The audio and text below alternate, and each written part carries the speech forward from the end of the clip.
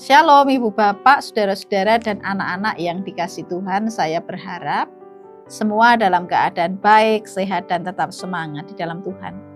Kembali bertemu dalam sapaan harian GKJ Manahan. Sebelum kita mendengarkan firman, mari kita berdoa.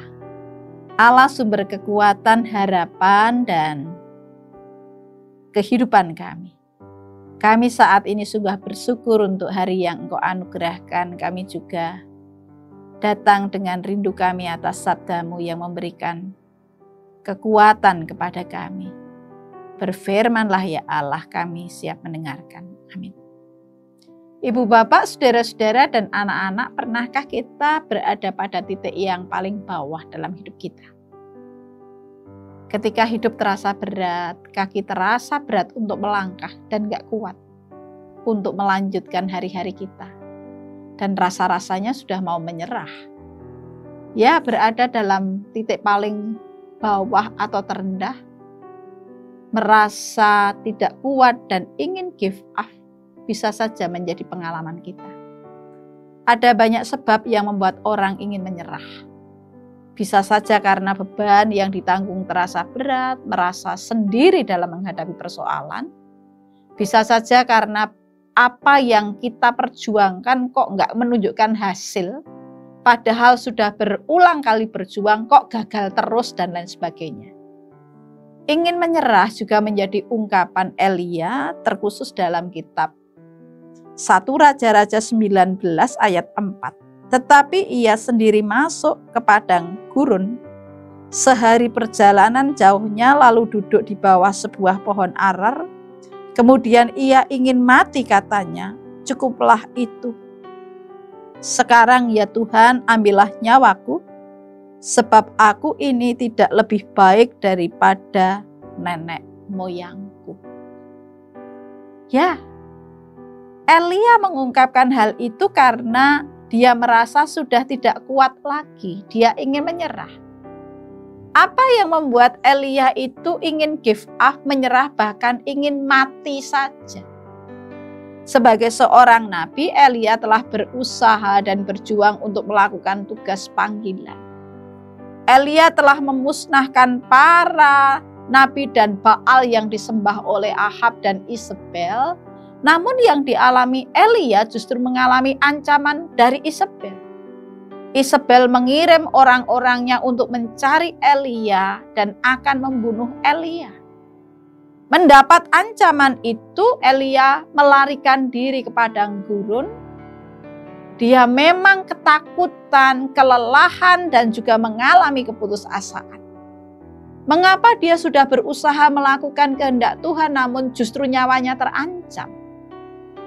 Dia merasa apa yang dilakukan tidak ada artinya, karena itu dia give up, menyerah.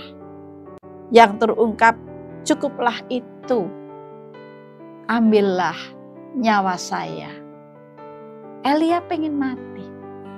Dia menganggap kalau mati berakhirlah penderitaannya di dunia, sudah. Gak mikir lagi. Namun di saat Elia merasa tidak kuat, malaikat Tuhan datang dan berkata kepadanya, "Bangun Elia, makanlah."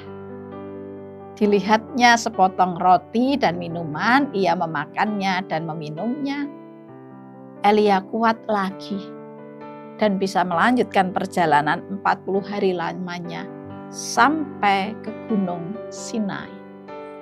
Ibu Bapak, saudara-saudara dan anak-anak berada pada titik terendah dan terlemah, membuat kita bisa menyerah dan berkata, cukuplah Tuhan, aku gak kuat lagi. Bisa menimpa siapa saja pengalaman ini. Bisa menimpa anak muda yang harus menyelesaikan tugas akhir seakan-akan gak ada jalan. Sudah, saya menyerah saja, gak lulus, gak apa-apa. Bisa menimpa seorang pekerja di tengah tuntutan pekerjaan yang tinggi, target yang melangit. Berucap, saya udah gak kuat Tuhan, saya menyerah, saya keluar saja, resign aja. Atau dihadapi seorang yang bertahun-tahun menderita sakit yang tak kunjung sembuh. gak ada perkembangan, rasanya sudah putus asa dan berucap, saya sudah gak kuat Tuhan, ambil saya saja hidup saya. Atau letihnya mereka yang berjuang untuk keutuhan keluarga di tengah keringnya cinta kasih. Relasi yang semakin hambar dan berucap, saya sudah gak kuat Tuhan, saya menyerah, cerai saja. Dan masih banyak kisah-kisah kelelahan hidup yang membuat orang menyerah. Di tengah situasi ini, kita diingatkan oleh firman Tuhan, bangunlah Elia, makanlah. Ya, kita diingatkan untuk bangun.